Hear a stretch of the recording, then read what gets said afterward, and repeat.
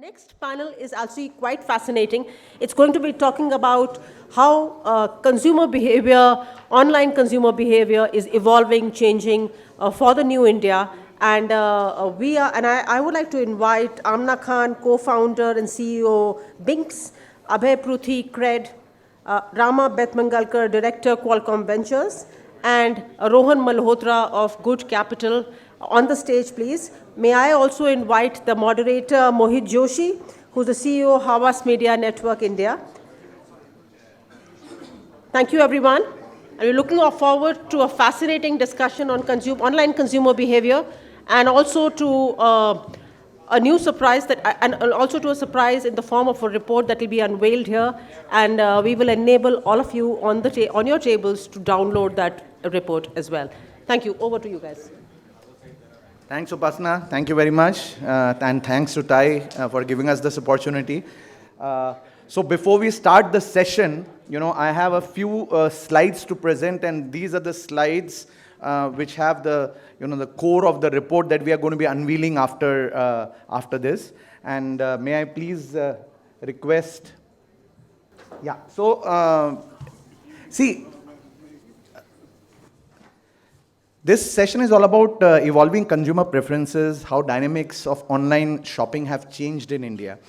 Online shopping has been happening in India for a long time, but COVID suddenly, took it to a different level altogether. At Havas, we realized that importance of online shopping much earlier, and we created something called Havas Market, which was a marketplace-specific division, which specialized in only marketplace consultancy as well as marketplace media placement. So to do that, what we do always is we keep getting inputs from the consumers, and this is one more report that we are launching today, which has the latest trends, some of the latest trends that we see from the consumers. So if you go, do I have a, yeah.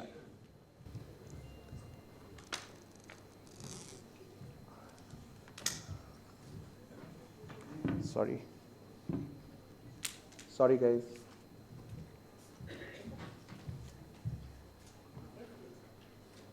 Can you go to the number?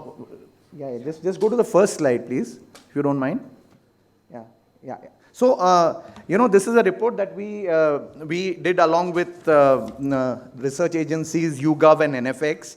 And it's a significant sample size of 700 plus people. 5 focus groups were done. 10 markets were covered. And demographics of the audiences or respondents were online shoppers, technology enthusiasts between the age bracket of 18 to 45. And we came across 5 trends. And I'm not going to look at that because I don't know whether it will move the way I want it to move or not, but I'll just quickly tell you those trends. The first trend was that tier-based shopping patterns clearly came out. 60% of the consumers from tier 2 and tier 3 cities, they said they spend 25% more on online shopping compared to offline. So that was a very big trend that came across. And you'll find more of it in the report when we unveil it. The second important trend was that Gen Z trailblazers, 76% respondents prioritize convenience over price. And that's the reason why e-com is becoming, not that e-com is not price productive, but convenience is the biggest thing. And 44% of Gen Z, they rely on platforms like Insta and YouTube to discover new brands. This again came out from the report. The third important element that came across was the rise of the social commerce. Very clearly, social commerce is here to stay, and it's already started and it's booming. 44% of online shoppers, particularly the Gen Zs, they said that they discover new brands primarily through social commerce. And there is an elevated role of direct-to-consumer brands, very clearly, and many of these people over here will be discussing it in the subsequent minutes. 60% consumers are embracing the concept of D2C. And the last trend was technological empowerment and convenience is very critical. 64% of the shoppers benefit from the immersive experience that online shopping is giving them today. So these are just some points, and everything can be questioned, but there is a report that we have, which we will be sharing with you after this. But before that, let me welcome the panel. Do I have a mic with me with that I can? Let me welcome the panel here and also request them to quickly introduce themselves. So I'll start with you, Abhay. Hi guys, this is Abhay. I'm part of the founding team at CRED, so been there for about 5+ years. Had a luxury to look at multiple businesses CRED got into. Fundamentally, I lead the consumer internet businesses, which are backwards of reward shopping, travel shopping, as what we're going to discuss today, and anything around credit coins. So if you have questions around what to do with that, I'm the guy to answer. Great, thanks. Aamna, could we have one more mic over here if possible? Okay. Hi everyone, I'm Aamna. I'm the founder and CEO of Binks. We are a personal fashion brand for women. The way you can think about us is it's clothing for women, but we don't do standard sizes. Everything is made in the size of the customer. Yeah, size U, I heard. Size U, that's right. That was unique. Rama? Hi, I'm part of Qualcomm's global investment team. I look after Qualcomm Ventures India. So we're a tech investor with over 13, 14 years of investing in India. Personally, I've come with about 25 years of tech product development and investing. So looking forward to be on this panel. Great. Rohan? Good evening. My name's Rohan Malhotra. I co-manage Good Capital. We're a $100 million pre-seed, seed-focused fund. I've been fortunate to back a couple of consumer investments that have broken out. We were the first investors in businesses like Meesho and then Simpson, which was acquired by Google later. Hopefully I can shed a little bit of light on what we're discussing today. Thank you. Great. Thanks a lot to all of you. And I did share a little bit about the report, and I'm sure you know it much more than what this report has over here. So my first question to all of you, and this is a common question. In this fast-changing digital world, technology and e-commerce are joining forces to change how people shop. We all know that. That's nothing new. And it's also reshaping how we all behave as shoppers. I mean, I have changed significantly as a shopper in the last 3 years. I would like each one of you to tell me about your personal experience as to how it has changed, how your buying experience has changed, not as a company, but as an individual over these last 3 years. So we can start with you. I'm actually reminded of my recent IKEA shopping trip where I did the trek all the way to the IKEA center here in Bangalore, finally. And I didn't quite know what to do there anymore. I was like, how do I add this to cart? I haven't shopped, in physical retail for such a long time that this is odd. So, I mean, definitely, I think, also being a power user, I've definitely, probably 95% of my purchases are made online. I'm trying to be a little more deliberate about it because shopping online often means that you're buying things that you don't really need, which is not helpful. But I think that is, going back to physical retail for certain items is strange. Great. Rohan? Sure. So I think it's interesting because we grew up in an economy and at a time where shopping was primarily an offline experience. And for everything that you bought, it was very much a touch and feel thing. And I think what's interesting in the last 4 or 5 years is that technology's ability to emulate an offline shopping behavior online is what's really kind of excited me with the help of stuff like video tools. That's something we've seen super up close and personal when we invested in Simpson. The whole thesis behind that investment was the fact that in many ways a shopkeeper could basically sell to you the same way they were selling offline in an online format in a much more cleaner and concise way for you to be able to consume, and above all to actually build that consumer trust. So I think just the sheer ability to be able to have the offline experience emulated online has been the biggest game changer for me in the last 5 odd years. Absolutely. Abhay? I think just to add to what we have already spoken about, I think if you really go back to the fundamental of how e-commerce was built. E-commerce was built to sort of fundamentally question how offline consumption is not as efficient, right? So when you go to an offline store, you walk in, you have limited SKUs, you have limited time, you see what you have, the price is not easily comparable, and you just decide what is hyper locally available to end up buying. E-commerce was built with the thesis that people have unlimited shelf life to look at and unlimited time to browse. But interestingly, if you look at all e-commerce data, consumers actually don't browse as much in a particular session. Consumers spend limited time when they go to any of the big e-commerce websites that we use as consumers. And even the number of SKUs they look at is pretty limited. Like on average, it's about 60, 70 SKUs per visit. So what that means is, while e-commerce was built with so much supply being going online, the discussion around how to buy online become harder, right? So today, to her point, if I want to go online also and decide what to buy, especially being a man, it's very hard. Which is why if you look at the behavior of how men buy online is very, very different from how women buy online, because they don't know how to take that decision. So while I think the last 10 years were about making a lot of India trust how to buy online, I think the next 10 years is going to be about how to decide what to buy. And one of the best things I like about one of the quotes I read is that the next 10 years is going to be about one best answer, where you would not have to go through multiple reviews, 10,000 SKUs to find the same product. It's just one relevant product that you would want. And of course, we're going to discuss multiple tech like AI, which is going to help me decide what to buy. So I think I'm pretty bullish about how that pans out in India. Great.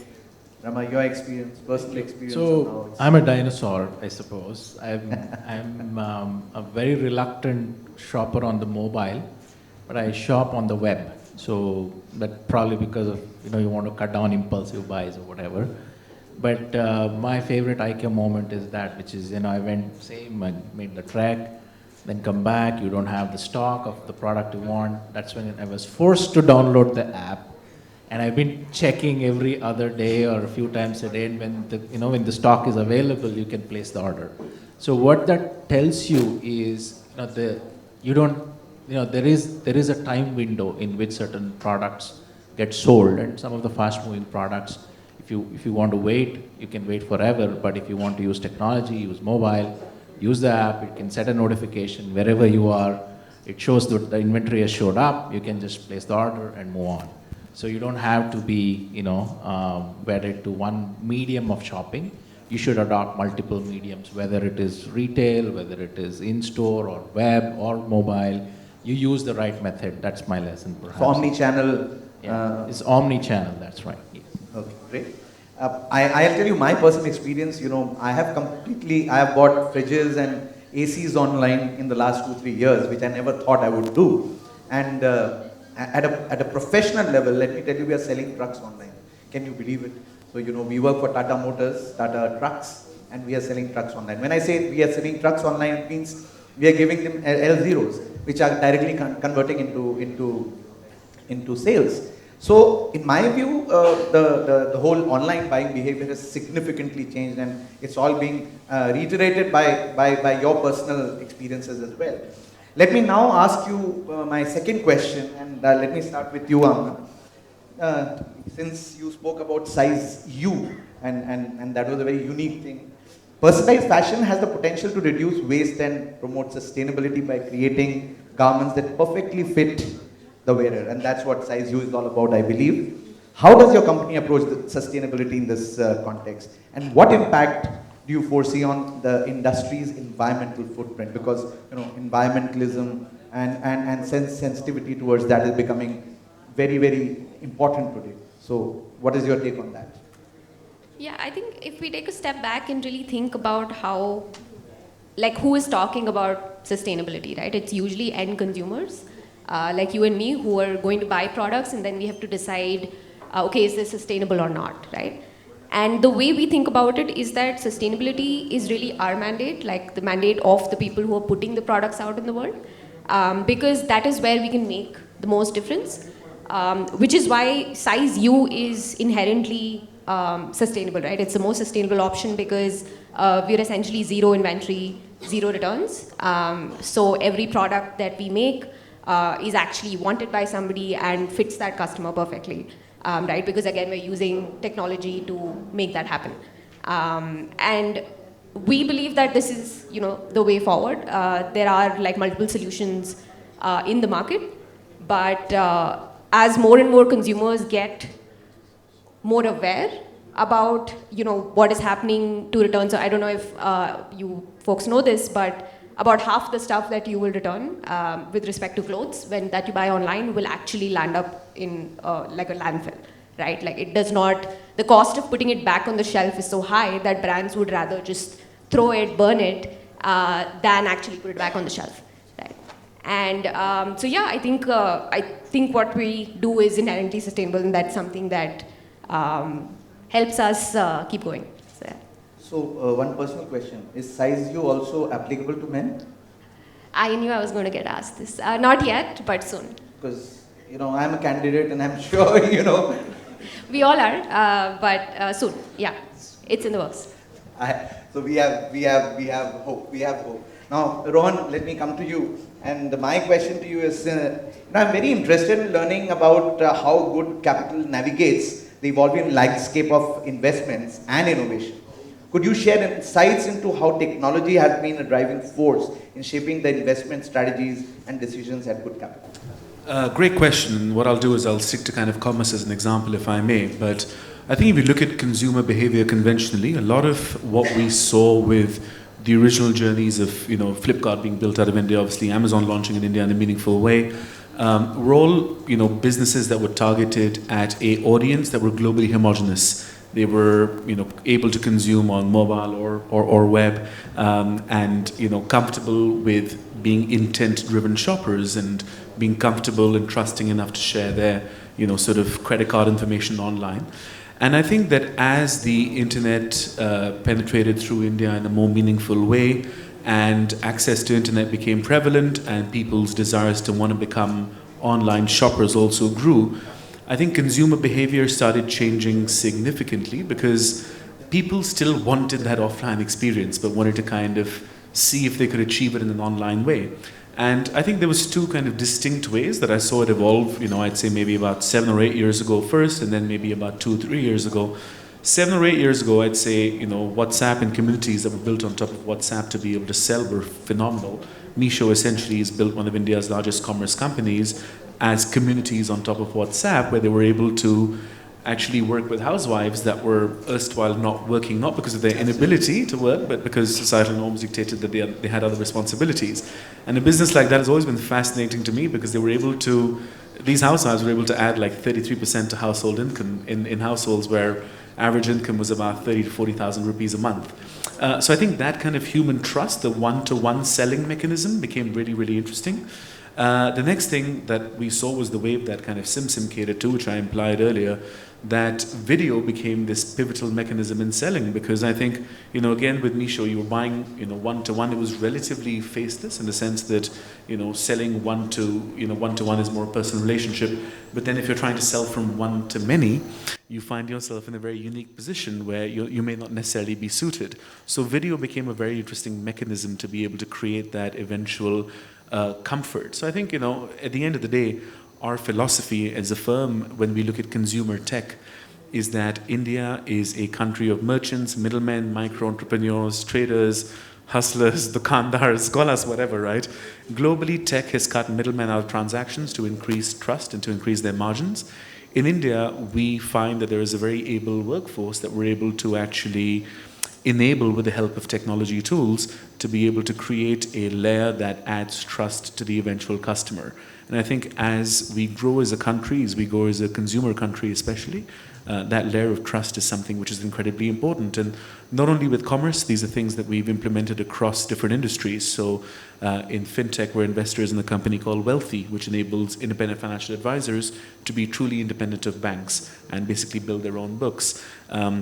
We've done the same thing with healthcare and diagnostics with a business like Orange Health. So we've been very big believers in this kind of enabling the intermediary thesis, and believe that that's where we find a lot of value in companies going from 0 to 1. Great, thanks. Abhay, if I may ask you, we all love CRED ads, but that's not the question I'm going to be asking you today. I personally love them. In this rapidly changing landscape of online shopping, India has experienced remarkable transformation, very clearly due to the shifting consumer preferences, and we have been speaking about it for the last 15 minutes. Could you provide insights into the key drivers behind these shifts and their impact on shaping the current dynamics of the e-commerce industry? Yeah, I'll make it super basic, right? So if you look at the last 10 years, there are three big events which has made most impact to most of our lives, not just shopping world. The recent one is COVID. Previous to that was Geo, which is a big moment on making internet cheap. And of course, UPI, which is the whole infrastructural change that the country has gone through in the very recent years, right? All of these have very different second-order impact on how things go around consumption, right? So when you have such cheaper internet availability to all the Indians, so about 900 million people in India have a phone, 600 million plus have access to internet, 200 million of them shop.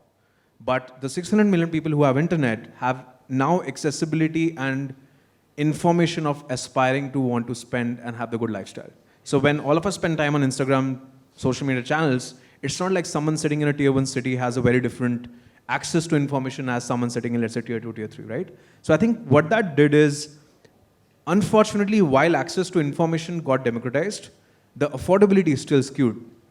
So if you look at India, we are unfortunately not a very equal country when it comes to affordability. So out of $2,500 GDP per capita we are today, it's significantly skewed towards the top 1%. And just to talk a bit about how we wanted to build CRED, it was not that we did not want to solve Indians, or as we call Bharat nowadays, problems, but I think what we just realized is that unfortunately, most of capitalism is existing in the top 1%.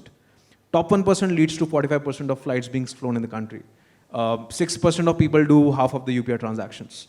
Most of the people who unfortunately have access to capital is just skewed towards the top 1%. So you cannot build shopping platforms backward of just, I think one of the things you mentioned in the slides was cohort-based building, right? And I think that is what CRED did at its core, which is, can we just pick the top 10, 15 million members in India and build a different ecosystem for them? Because their shopping behavior, their likes, their taste, the kind of destinations they go to is extremely different from the rest of the world. In fact, even India, right? So I think that's what the macros talk about. As of today, I think the second biggest change that we saw is, like I what spoke about, right? While a lot of SKUs have gone online, the bigger problem for the top 1% is what to buy. We are given so many options, and everyone is now riding on social media platforms to tell us what to buy and why my product is better. But decision of how to take that is becoming extremely hard. So when we built shopping at CRED, we did not put search bar on shopping, which is very intuitively different from how shopping was considered. Normal shopping last 10 years was come, search, buy, and we deliver, which is great for building behavior about trust on shopping online. But I think what we strongly feel is that influencing what to buy is going to be the core motivation for at least the top 1% that we cater to. Great. Coming to you, Rama, could you shed light on how technology has significantly influenced the landscape of the ventures that you have invested in? Specifically, I'm curious about how emerging technologies such as AI, 5G, IoT have played a role in shaping the success and growth of the startups in your portfolio.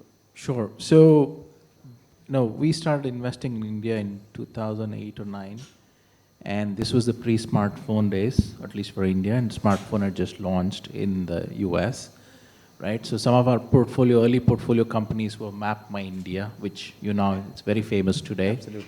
And they went ahead and mapped the entire India and competes with Google even today, and they have some of the best clients and corporate clients and OEMs using them.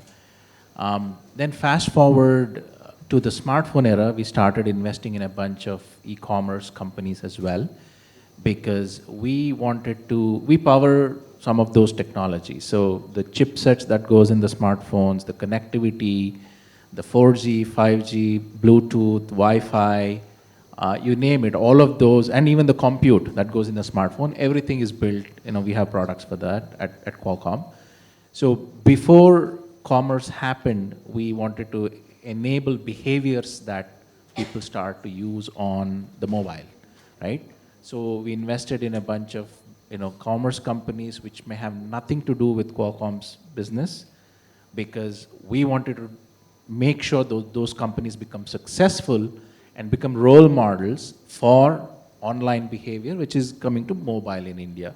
India skipped the generation of web, and we went directly to mobile. So that was our second phase of growth. And then in the third phase of growth, we started to look at how these technologies are deeply being used by these companies. So we have a drone company, IdeaForge, which recently went public. So they use a lot of our technologies. They use connectivity. They're using very high-end drone systems which have cameras which transmit live data in some of the the difficult situations or terrain, and they're using all of that. And along the way, we also invested in Geo, and which built India's first 4G network, and we work with the Geo for enabling 5G. So you see what is happening is that the technology is becoming more and more democratized as infrastructure is built. We are an infrastructure company. That's what we care about. And some of the most recent investments, Boat, for example, it could not have seen the success it has seen if it were 10 years earlier. They started out completely online. Their customers, the channel was mostly Flipkart and Amazon. And then within a few years, they built, several thousand crore business. Now our offline is starting to grow, but the business started and flourished online first, and now it is omni-channel. So this is possible only because of connectivity technologies like 4G and 5G, and then the app, consumer usage of all the favorite apps which they use for commerce. Great.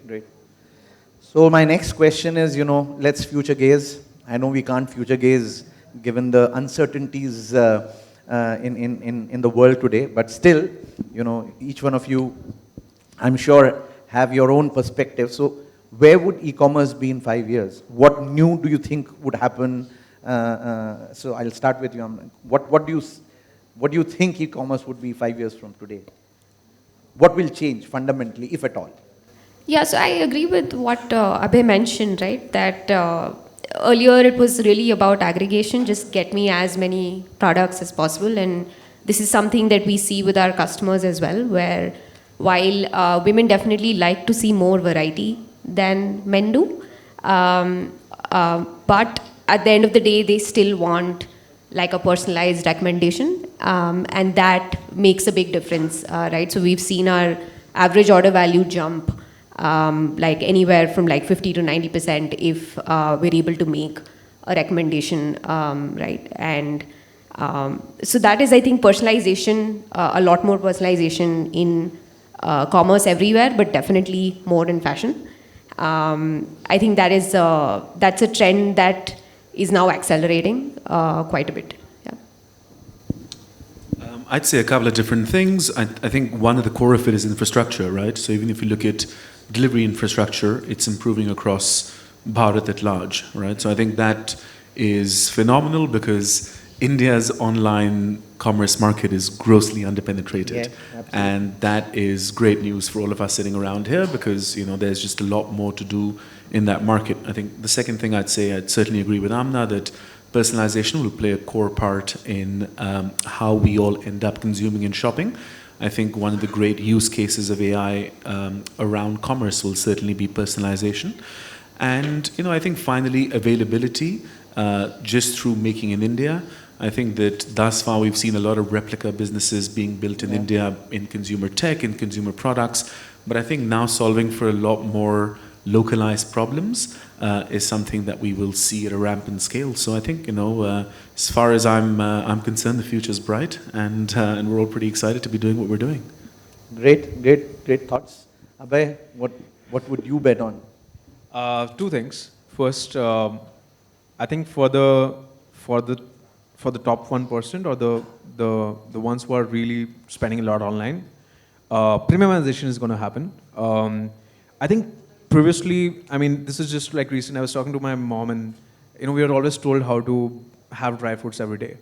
And my mom would have this local store that she would go to who she trusts on, hey, this quality is good, the price is good. And they would have a lot of this information which we as end consumers today don't know. We are spending time online. And the kind of brands that we would go after might significantly be different than the kind of brands that have existed before. And that you see in the whole D2C wave, which has sort of happened in the last 2-3 years. As part of CRED, we have seen D2C wave over the last 5 years because we started actually just working with D2C.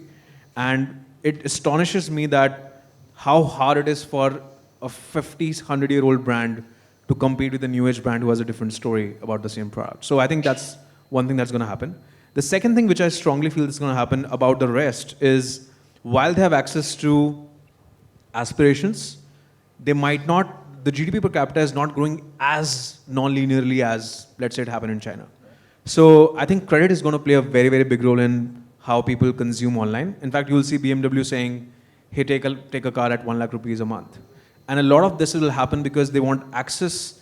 You want to live the life first and then figure out how to pay later, right? So I think a lot of that will happen and credit will make the consumption much, much more frictionless than it is today. Great, great. Rohan? Yeah, so on commerce, I see a lot of technologies are becoming prime. Yeah. Apple just announced Vision Pro this year.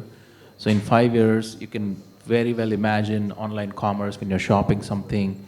You can see in either augmented reality or virtual reality the product that you're actually going to buy in very fine detail, and that is being rendered because you have high-speed internet with 5G. It's being rendered because you're using AI and you're not overloading the network. So you're going to see commerce which is not just going to be personalized as we all talked, it can be more enriching, more richer experiences. So that technology fabric is already under, it's being laid out, and in 5 years I think you're going to see very rich engagement. Now it becomes differentiating based on, again, the usual marketing stuff, that whether your product is really good, branding is good. So information is going to be more democratized. People will get to see the product in almost real, on the virtual platforms like mobile. Great. I think, some very, very fine points. More personalization, reaching Bharat, and, AR, VR technology, making your UI, UX experience much better. And I think you spoke about more make in India becoming a trend. Yeah. So how are we on time? It's okay. So we can go for the launch of the report now. Great. So thank you very much. And now, what we'll do is we'll request all of you to please be on stage. We want to unveil the report. And after this, the report will be available. You can just, go to the website, and I think there is